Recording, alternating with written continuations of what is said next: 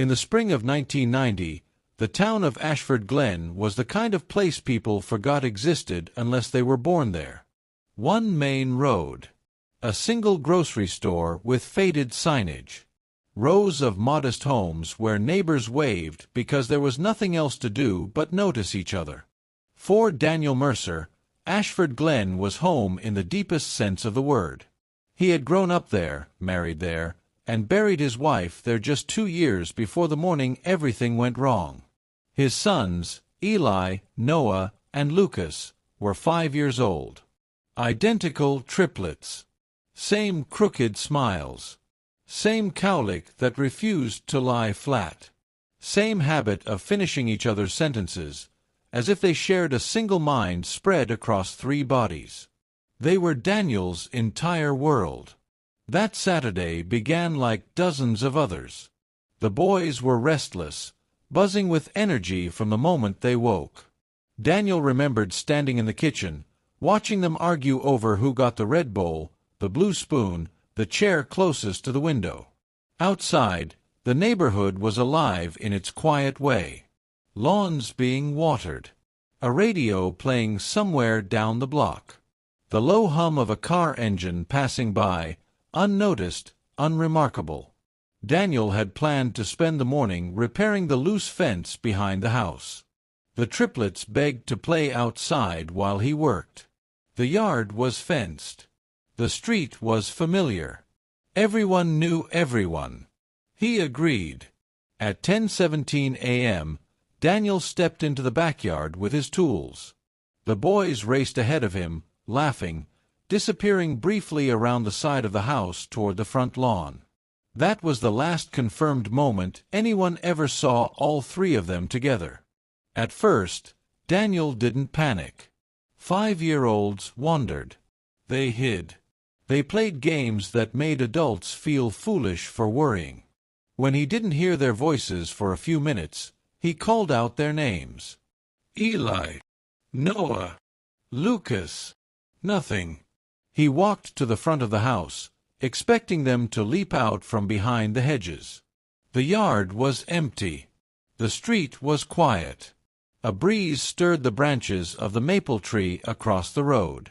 Somewhere nearby, a door closed. Somewhere farther away, a dog barked. Daniel walked down the driveway, scanning left and right. He called again, louder this time. His voice echoed in a way that made his chest tighten. He knocked on the neighbor's door. Then the next one. And the next. No one had seen them. By 11:04 a.m., the police were called. Officers arrived quickly, lights off, urgency still restrained. Children wandered off all the time, they said. But that confidence began to fade as minutes turned into hours. The neighborhood was sealed off. Search dogs were brought in. Volunteers combed the woods behind the houses, the creek bed near the old mill, the abandoned rail line that cut through the edge of town. Nothing. No footprints. No torn clothing. No sign that 3 children had ever passed through those places at all. By nightfall, Ashford Glen had transformed. News vans lined the road. Searchlights swept the tree line. Daniel stood in his driveway, numb, watching strangers search for his sons while the house behind him felt impossibly hollow. Then came the first detail that didn't sit right. A woman named Margaret Cole, who lived 3 houses down, approached an officer hesitantly. She said she hadn't thought it mattered at first, but she'd seen a car earlier that morning. A black car. Older model. Boxy shape. Parked briefly along the curb near Daniel's house. She couldn't recall the license plate. Couldn't remember the driver. Only that it didn't belong to anyone she recognized. At the time, police logged it as a possible lead, but nothing more. Ashford Glen was near a state highway. Cars passed through all the time. Still, Daniel fixated on it. A black car. He replayed the morning over and over in his head, searching for anything, that might explain how 3 children vanished from a quiet street in broad daylight. The official investigation expanded rapidly. State authorities stepped in. The search radius grew to miles. Flyers went up in neighboring towns. Tips poured in. Most led nowhere. Some were cruel hoaxes. Others were desperate guesses from people who wanted to help but had nothing concrete to offer. Weeks passed. Then a month. At day 31, the search officially scaled back. The woods had been combed twice. The creek dragged. The abandoned buildings searched room by room. There was no evidence of an accident. No sign of animals. No proof the children had wandered off. Quietly, uncomfortably, investigators began to consider another possibility. Abduction. But by whom? And how? 3 children taken at once, without witnesses, without a sound, without leaving so much as a shoe behind. Daniel was interviewed repeatedly. His finances examined. His history scrutinized. Friends became distant. Whispers followed him through grocery store aisles. Still, nothing tied him, or anyone else, to the disappearance. The case went cold not with a declaration, but with silence. Years passed. The house stayed the same. The neighborhood aged. New families moved in who had never known the Triplets, who walked the same sidewalks without realizing what had happened there. Daniel never left. He couldn't. Every photo in the house felt frozen in time. 3 smiling boys, arms slung over each other, always in sets of 3. And one photograph, in particular, remained taped inside a box in the hallway closet. It had been taken just days before the disappearance. The Triplets standing together in the front yard. Bright sunlight. Their faces slightly blurred from motion. And in the background, barely noticeable, partially cropped, something Daniel had never truly looked at. Not then. Not for years. He didn't know it yet, but that overlooked detail would resurface decades later. Not in a memory, not in a dream, but on a screen. And when it did, it would reopen a case everyone else had long forgotten. For 20 years, Daniel Mercer avoided that hallway closet. Not consciously at first. It just became easier to walk past it, to pretend it didn't exist. Inside were boxes no one ever opened anymore, school drawings that never made it past kindergarten, tiny shoes still dusted with dried mud, birthday cards signed in uneven handwriting. And the photographs. Daniel told himself he remembered his sons clearly enough. That he didn't need pictures to remind him of their faces. That was a lie. In 2010, Ashford Glen barely resembled the town it once was. The grocery store had changed owners twice. The old mill near the creek had been converted into loft apartments. New families lived on the street now, young parents who smiled politely but never asked questions. Daniel had aged quietly, visibly. His hair had gone gray early.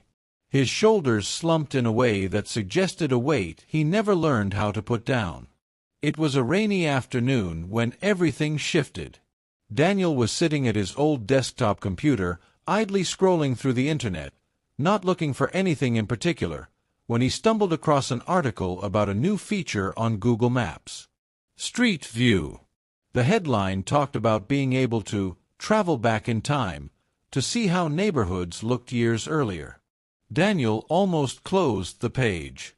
The idea felt pointless. Then a thought surfaced. Before he could talk himself out of it, Daniel typed in his old address. The screen loaded slowly. And there it was. His street. Frozen in time. The camera angle hovered several feet above the road, showing the houses from a familiar but unsettling perspective, like watching his own life through someone else's eyes. His chest tightened. He clicked again. And again. Moving down the street. Past Margaret Cole's house. past the maple tree, closer to his driveway. That's when he saw it. At first, Daniel didn't understand what he was looking at. His eyes passed over the shape instinctively, dismissing it as background noise. Then something pulled his attention back. A car, parked along the curb. Black, boxy, older model. Daniel leaned closer to the screen. His pulse began to pound, not fast yet, but heavy. Intentional. The car was partially cut off by the edge of the frame. Only the rear half was visible. Chrome trim along the side. Squared tail lights. A silhouette unmistakably out of place among the sedans and minivans lining the street. Daniel's hands started to shake. Because he had seen that car before. He minimized the browser and opened the folder on his computer labeled Boys, a digital archive he rarely touched. Inside were scanned photographs he'd preserved years earlier, afraid the originals would fade. He clicked one image. The photo from 1990. The triplets in the front yard. Bright smiles. 3 small figures standing shoulder to shoulder. Daniel zoomed in. Not on their faces, but behind them. There it was. A black car. Parked at the curb. Same shape. Same trim. Same impossible coincidence. Daniel felt the room tilt. For 2 decades, that detail had existed in the background of his life, literally hidden in plain sight. No one had ever pointed it out. No investigator had ever circled it. No report had ever emphasized it. And yet, here it was. Again. The realization hit him slowly, painfully. That car hadn't just been passing through. It had been there long enough to appear in photographs taken days apart. Long enough to be captured by a modern mapping vehicle decades later. Long enough to matter. Daniel spent the rest of the night cross-referencing images, switching between the old photo and street view. He adjusted brightness, zoomed in, compared angles. He wasn't imagining it. The vehicle wasn't just similar. It was the same model. Possibly the same car. The next morning, Daniel walked into the local police station with printed screenshots trembling in his hands. The officer at the desk listened politely, then called in a detective who had joined the department years after the case went cold. The detective examined the papers carefully, his expression unreadable. When Daniel finished explaining, the room went quiet. Finally, the detective spoke. "Mr. Mercer, this is interesting. But we need to be careful. Street view images can be misleading. The dates don't always line up exactly." Daniel nodded. He had expected skepticism. "I know," he said. "But that car was mentioned before. A neighbor reported it. Back when the boys vanished. That changed things." The detective pulled the old case file from storage. Dusty. Thick. Untouched for years. There it was. A single line buried deep in the report. Unidentified black vehicle observed near residence morning of disappearance. No follow-up. No resolution. The department reopened the case quietly at first. No press release. No announcements. Just a small team reviewing old evidence with fresh eyes. They tracked the street view image metadata. The date it was captured. Then they did something that hadn't been possible 20 years earlier. They scrolled forward. And backward. Google's timeline feature revealed archived images of the same street, taken years apart. And in more than one of them, the car appeared again. Always nearby. Always parked slightly differently. Never close enough to clearly capture a license plate. But close enough to feel intentional. As investigators dug deeper, they noticed something else. The car seemed to appear most often during weekends and holidays, and once, just once, during a summer afternoon when balloons were visible tied to a mailbox 2 houses down. A birthday party. The detectives canvassed the neighborhood again, this time armed with technology and hindsight. Many of the original residents were gone. Others were older, memories dulled by time. But one woman paused when shown the images. "I remember that car," she said slowly. "I didn't think it was strange back then. It was always around, during gatherings, like it belonged to someone we just never talked to." The investigation took a sharp turn. Because the birthday party visible in that street view image? It wasn't random. It had been held by a family still living in Ashford Glen. And according to their records, that party had taken place just weeks after the Triplets disappeared. A party no one ever questioned. A gathering no one ever revisited. And a black car parked close enough to watch it all. As detectives prepared to knock on that door, one question loomed larger than all the others. If the car had been there all along, who had been hiding behind it? And why had they never left?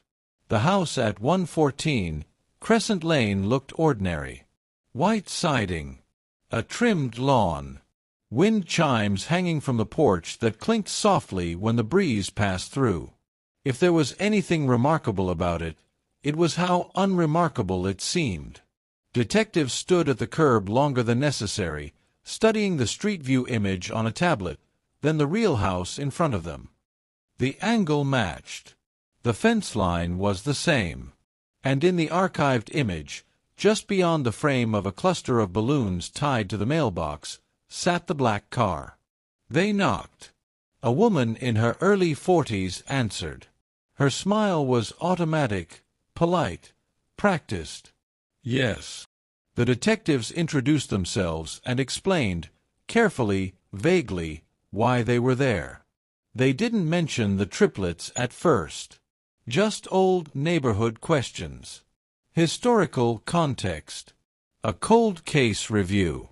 Her expression shifted the moment they said the year. She hesitated, then stepped aside to let them in. Inside, the house smelled faintly of vanilla and dust. Family photos lined the walls, birthdays, graduations, smiling children growing older in neat chronological order. The detectives asked about the party. The woman nodded. "My parents hosted it," she said. "I was little, but I remember bits of it. I think it was my cousin's birthday." "Do you remember who attended?" one detective asked. She shook her head. "Just family. Neighbors, maybe. It was a long time ago." They showed her the image. Her eyes lingered on the screen. Then she frowned. "That car," she said slowly. "I remember that." The room went quiet. She explained that it didn't belong to her parents, or any immediate family. It had shown up unexpectedly, parked along the curb for most of the afternoon. Someone had asked about it, she recalled, but no one ever followed up. "It was one of those things," she said. "You assume someone else knows." That assumption, investigators realized, had protected someone for decades. The detectives asked if anyone unfamiliar had attended the party. The woman hesitated again. "There was a man," she said finally. "Older. Not family. He said he was a friend of my uncle's. I remember because he brought a gift, but didn't stay long." She couldn't recall his name. Only that he was quiet, observant, and that he left early. The detectives requested permission to search old photo albums stored in the attic. The woman agreed, uneasy now, her earlier warmth replaced with something closer to dread. Dusty boxes were pulled down. Plastic sleeves flipped slowly, carefully. Then they found it. A photo taken from the front yard. Children gathered around a cake. Balloons floating overhead. And in the background, slightly out of focus but unmistakable, a black Mercedes sedan. And standing beside it, a man. His face partially turned away from the camera, but visible enough.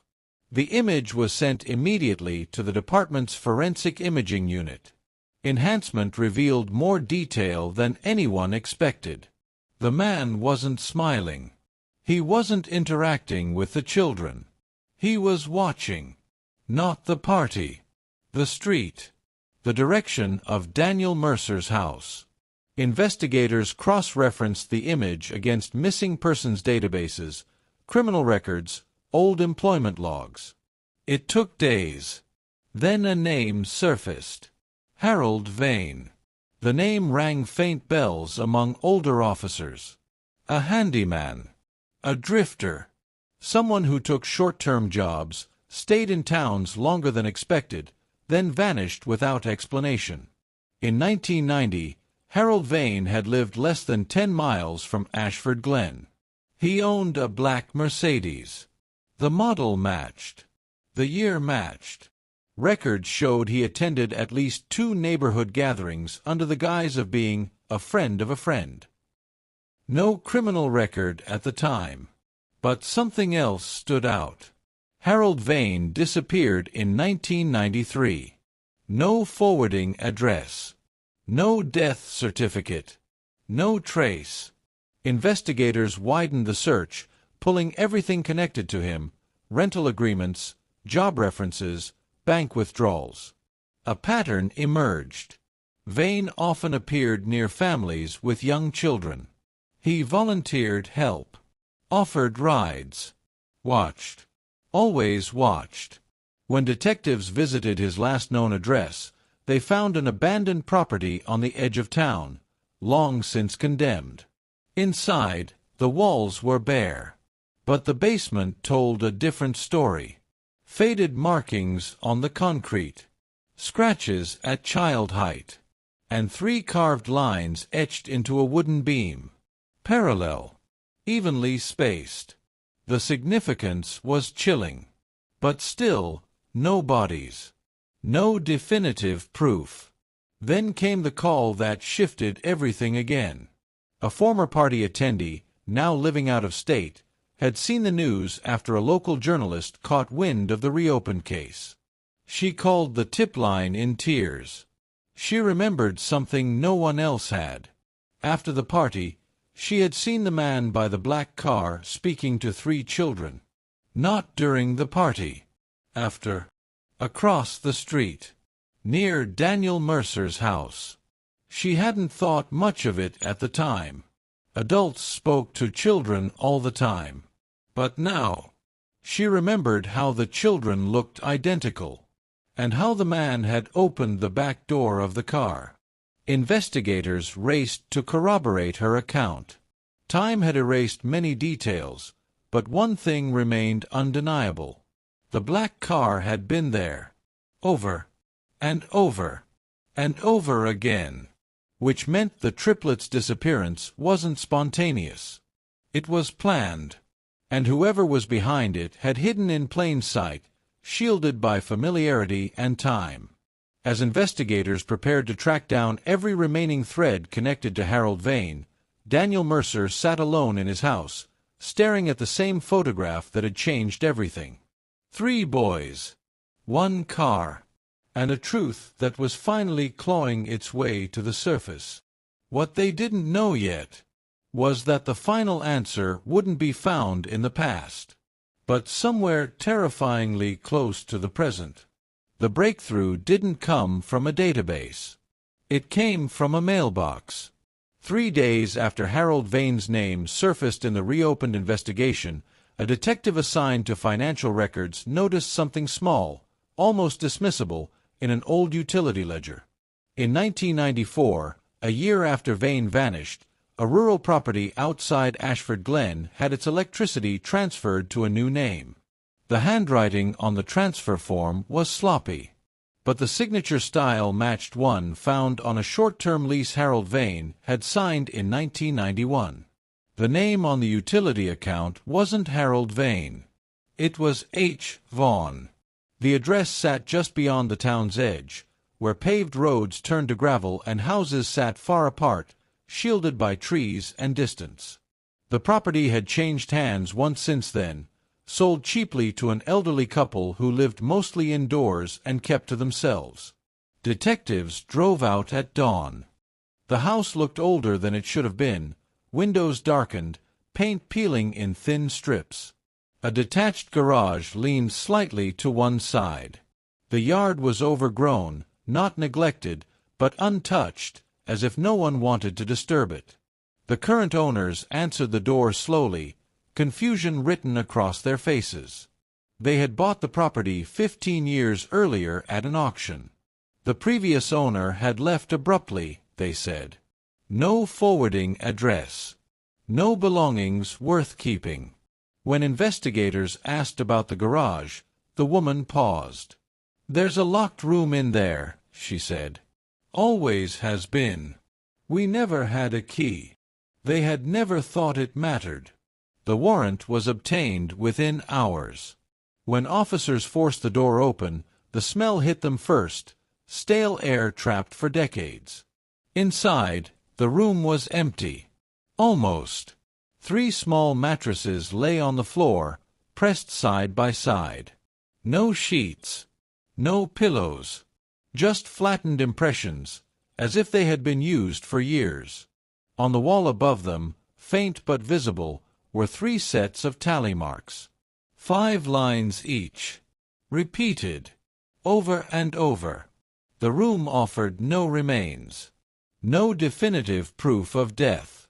But something far worse settled into the investigators' minds. Survival.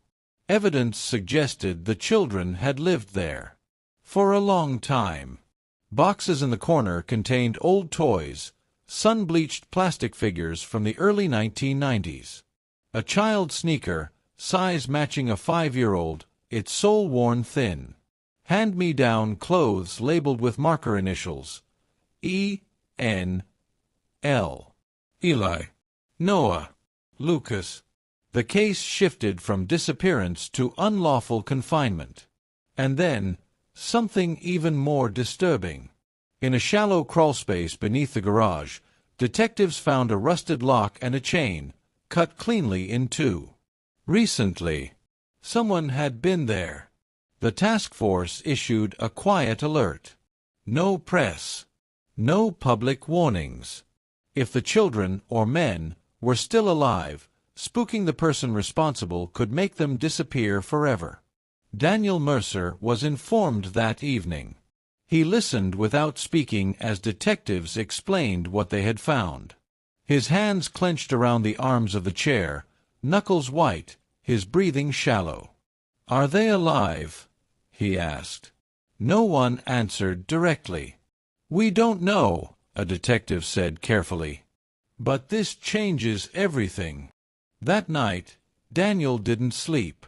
He sat at his kitchen table until dawn, staring at the same street view image that had started it all. The black Mercedes. The angle. The distance. For 20 years, he had believed his sons were gone. Now, he was forced to consider a different kind of loss. That they had lived. That they had grown up somewhere nearby. That they might have passed him on the street without knowing who he was. Or worse, knowing exactly who he was, and believing he had abandoned them. The investigation expanded rapidly once the existence of the garage room leaked internally. Officers began canvassing surrounding towns, showing age-progressed images of the triplets, now in their mid-30s, to shelters, clinics, employment agencies. Then came the call no one expected. A woman from a neighboring county contacted the tip line. She worked as an event coordinator. She said a man had attended a birthday party she organized the previous year. Quiet, awkward, mid-30s. What stood out wasn't his face, but something else. He wasn't alone, she said. There were 3 of them. Identical. The men hadn't spoken much. They stayed together, standing slightly apart from the crowd. When she joked about them being triplets, one of them had laughed, but not comfortably. And when a black car arrived to pick them up, she remembered the silence that followed. Investigators pulled traffic camera footage from nearby roads around the time of that party. A black Mercedes passed through an intersection less than a mile away. The plate was partially obscured, but the model was unmistakable. The car that had haunted the case from the beginning was still moving, still present, still just out of reach. Search teams expanded beyond Ashford Glen. National alerts were quietly circulated. Facial recognition software flagged dozens of possibilities, none conclusive. Harold Vane remained missing, or hidden. Daniel Mercer was asked to prepare for the possibility of contact. A psychologist explained what reunions could look like after decades of captivity. The anger, the confusion, the mistrust. Daniel listened, numb. All he could think about was the last morning he'd seen them. The red bowl, the blue spoon, the sound of laughter as they ran out of sight. Weeks passed without confirmation. Then months. The task force remains active. The black Mercedes has not been found. Officially, the case is still open. Unofficially, investigators believe the truth is closer than it has ever been. Because somewhere, possibly watching this very investigation unfold, 3 identical men may be learning, for the first time, that their disappearance was never forgotten, and that a single overlooked detail, a car in the background of a photograph, was enough to bring the past crashing back into the present.